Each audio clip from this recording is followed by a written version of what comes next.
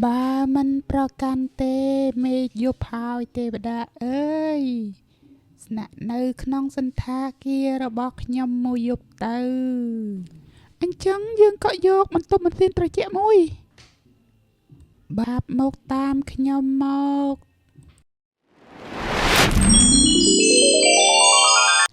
ហើយខ្ញុំពិតជាអត់បានការមែនបណ្ដោយឲ្យប្អូនប៉យទៅតែម្នាក់ឯង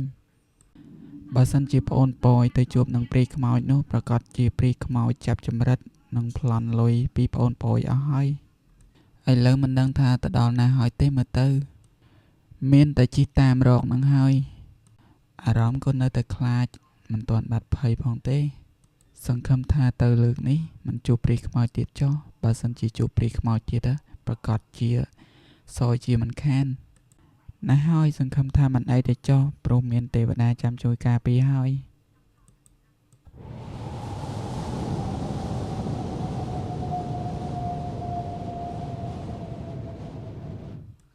ហើយ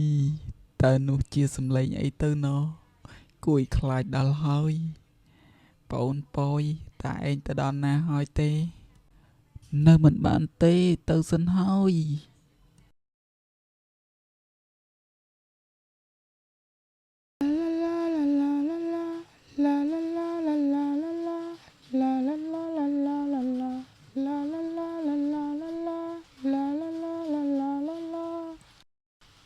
ហើយនៅសុកអស់លុយ2 លានទៅទេ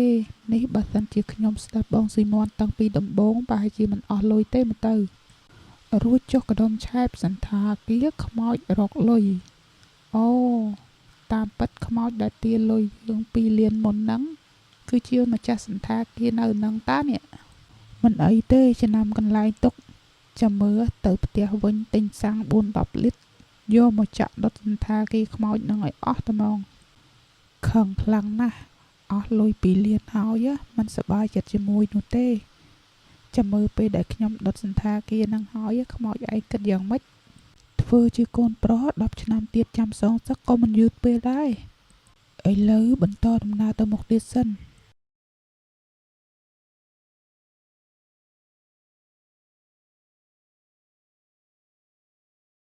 ហើយមិនដឹងថាមកដល់ណាហើយទេនេះហាសន្តាគារខ្មោចរកលុយហើយនៅមិនបានទេទៅមុខទៀតហើយខំប្រឹងស្រូតដំណើរឲ្យលឿនក្រែងតាន់ប្អូនប៉យសង្ឃឹមថាប្អូនប៉យមិនតាន់ទៅឆ្ងាយចុះ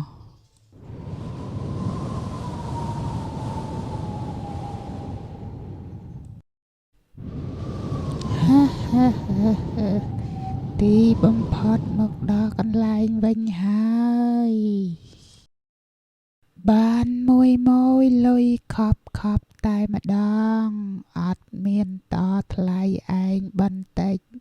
ហេព្រាយខ្មោច3 ថ្ងៃគ្រប់ហើយឥឡូវយើងមកយកលុយតាមការសន្យាហើយចំអីក៏ដឹងក្លិនលឿនម្ល៉េះ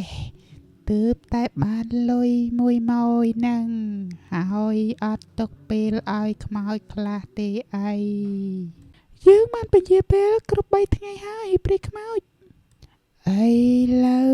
យើងមិនទាន់មានលុយគ្រប់ទេទេវតាអើយប្រណីផង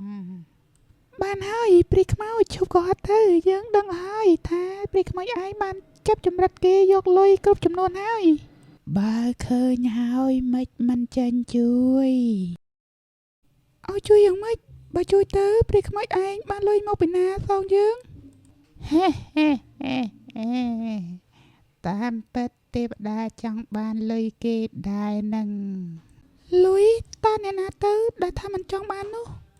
សំបីតែព្រាយខ្មោចឯងក៏ចង់បានដែរបានហើយកុំនៅតែប៉ែច្រើនពេក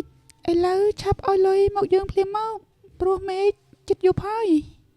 ទេវតាហកណេះលុយ1,95,000,000ព្រោះ50,000មុនខ្ញុំបានឲ្យទៅទេវតារួចហើយអូខេយល់ព្រមបើមិនប្រកាន់ទេមេឃយប់ហើយទេវតាអើយស្នាក់នៅក្នុងសន្តាគាររបស់ខ្ញុំមួយយប់ទៅ អញ្ចឹងយើងក៏យកបន្ទប់ម៉ាស៊ីនត្រជាក់មួយបើអញ្ចឹងឆាប់មកតាមខ្ញុំមក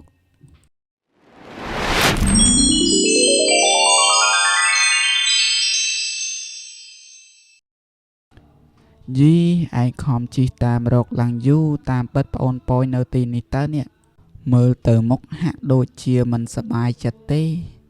ហើយកើតអីបានជាធ្វើមុខសែតអញ្ចឹងហាប្អូនប៉យតើឲ្យខ្ញុំសប្បាយចិត្តយ៉ាងម៉េចបើខ្ញុំស្ដាប់សម្ដីបងស៊ីម៉ាន់ឯងតាំងពីដំបូង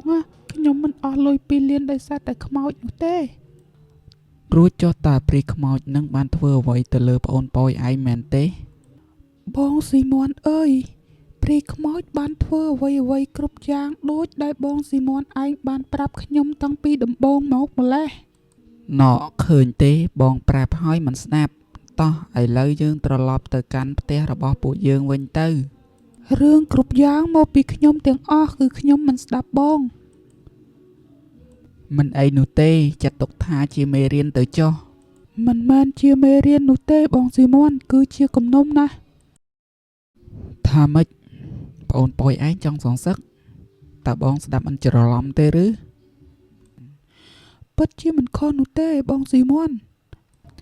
តើពួកយើងសងសឹកដោយរបៀបណាបើព្រាយខ្មោចចេះសិលណាប្អូនប៉យខ្ញុំធ្លាប់ឮសូរចាស់និយាយថាព្រាយខ្មោចខ្លាចភ្លើងណាបងប្រុសស៊ីម៉ាន់ពិតណាស់បងក៏ធ្លាប់ឮដែរត្រូវហើយបងស៊ីម៉ាន់ពេលដែលបងជិះមកនឹងតើបងមានបានឃើញសន្តាគារមួយដែរឬទេ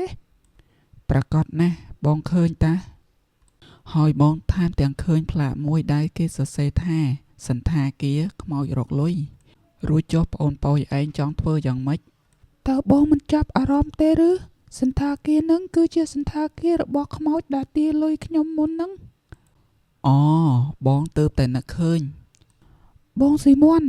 សន្តាគារនឹងគឺជាគោលដៅទី1របស់ខ្ញុំនឹងទៅទិញសាំង 4-10 លីត្រយកមកដុតសន្តាគារនឹងចោលតែម្ដងហាធ្វើចឹងកើតទៀតបានហើយអញ្ចឹងពួកយើងត្រឡប់ទៅផ្ទះវិញសិនទៅចាំពេលមានឱកាសល្អចាំយើងត្រឡប់មកវិញហើយធ្វើការតាមផែនការរបស់ពួកយើងអូខេយល់ព្រមបងស៊ីម៉ាន់តោះអញ្ចឹងពួកយើងទៅ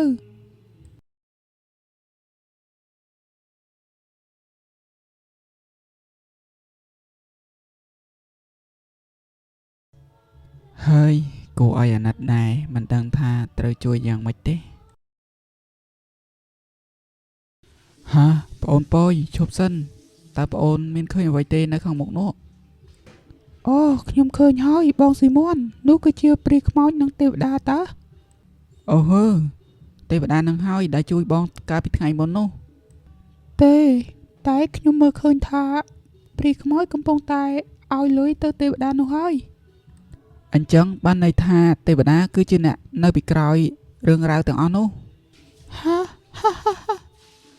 តាមពិតបងស៊ីម៉ាន់ពួកគេគឺជាបាក់ពួកជាមួយគ្នាតាដោយពាក្យចាស់លោកពោលថាបើខ្មោចស្រុកមិនបាក់ដៃខ្មោចព្រៃក៏មិនហ៊ានដែរ